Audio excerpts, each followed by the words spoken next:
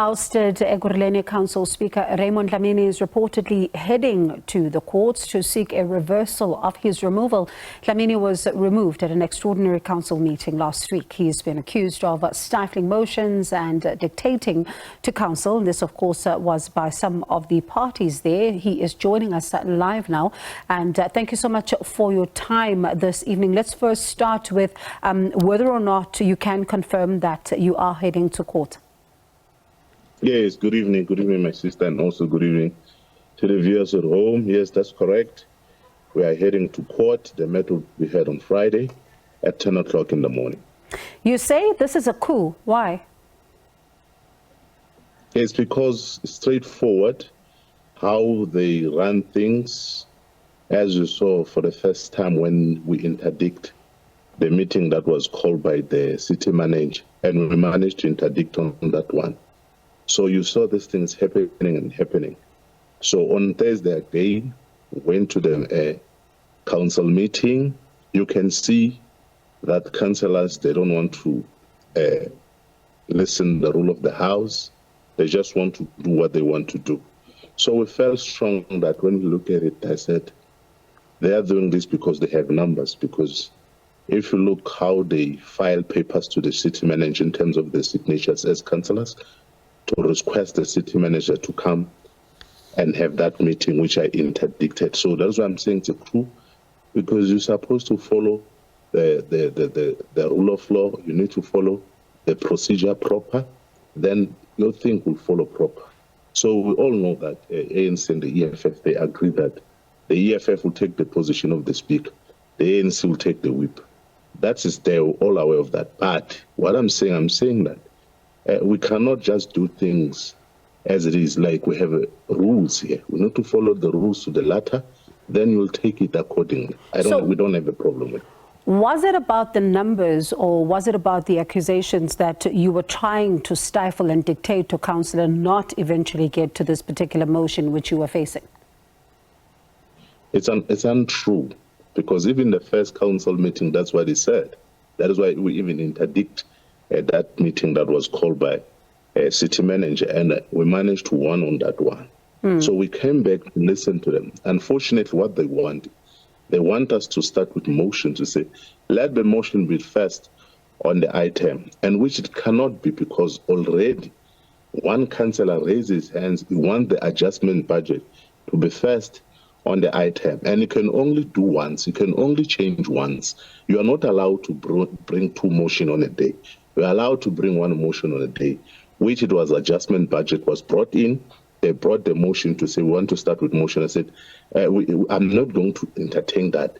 Based on the standing order, state clear that you can only change the agenda once in a day. So you are going to court and you say this is a coup, and I'm listening to you then.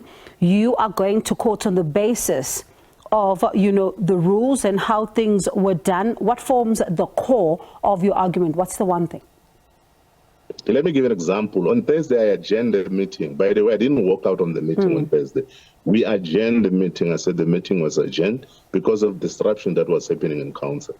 Immediately, after an hour, the city managers was there. They reconvened the meeting. When you adjourn the meeting, it means that everyone has to go home. So that is why we are saying this is a coup, because how do you immediately come and you open the meeting without sending notices? Remember, if you come as a city manager, you're supposed to send the notices to notify all councillors, not 126 councillors or the Super 7 or the ANC or the EFF, all councillors, which are 224, to say the powers that are invested in me as a city manager, I'm going to convene a meeting. You put a date, you put a venue, you have to do that. But it was not done. They did everything on the very same day. Then you can see this thing at the coup was well planned. So that is why we have to go to the court. No hard feelings, but let the court decide, because the court is there for us to assist us if we have this kind of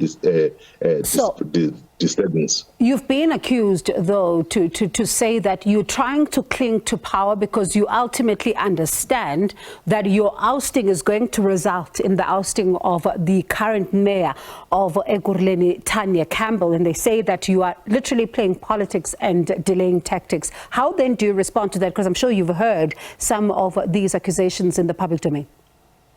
Yeah, it's sad because, remember, I was the speaker last when we elected in office on November 10, 2021. I was the speaker there. And when they brought the motion of the executive mayor, because that motion followed the right processes, the motion was served in council. So I don't understand this of this political party saying that I'm protecting the mayor. What happened before? Why didn't I protect her before? It is because they need to follow the rule of law. They need to follow the processes. If they can do that, everything will flow. I really still stuck here. Yeah. I try to understand why they don't follow that processes. What happens if you don't win in court? Well, if I don't win in court, they win in court. It means that I have to come to the public and apologize, to say I apologize. All right, let's really look at what is going on in council, and I'm asking this because you are the speaker, you're one of the councillors there, and some of the Ekhuruleni, residents are watching this conversation tonight. There hasn't even been work that also needed to happen, like the adjustment of the budget. Some of the residents complaining about service delivery, saying that things that are happening in council are literally grinding service delivery to a halt. They're not even looking at you only, they're looking at every single councillor in council. How much of a responsibility do you take for the chaos that is happening in council and also outside for residents who can't get services?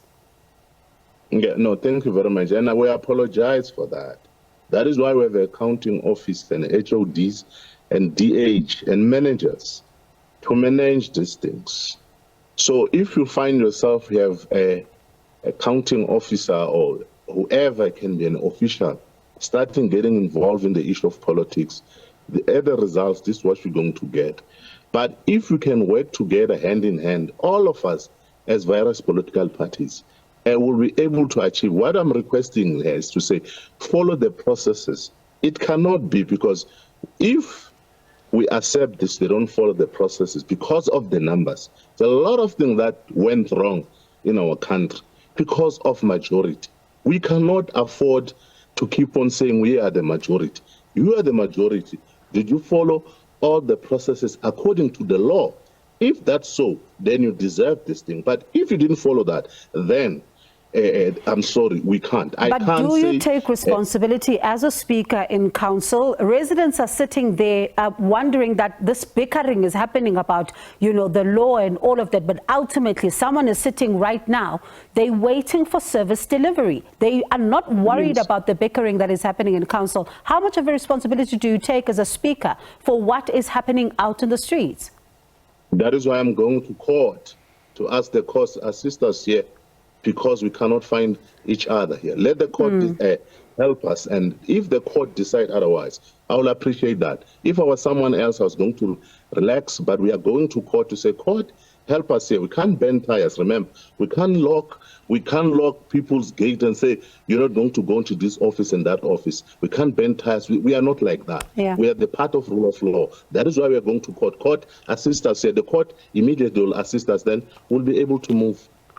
All right, Mr. Dhlamini, let's speak again, hopefully, when the court decision is out, and see how this matter unfolds, because ultimately at the crux of this is service delivery, and I'm certain a lot of residents really looking to see what happens with that. But let me thank you for your time, and let's see then what becomes of this particular matter. That is Raymond Dhlamini, the Ousted Ekhuruleni speaker, who says is taking his matter to court. He says that there are, of course, processes that were not followed to the latter here. So let's see what happens with this particular matter.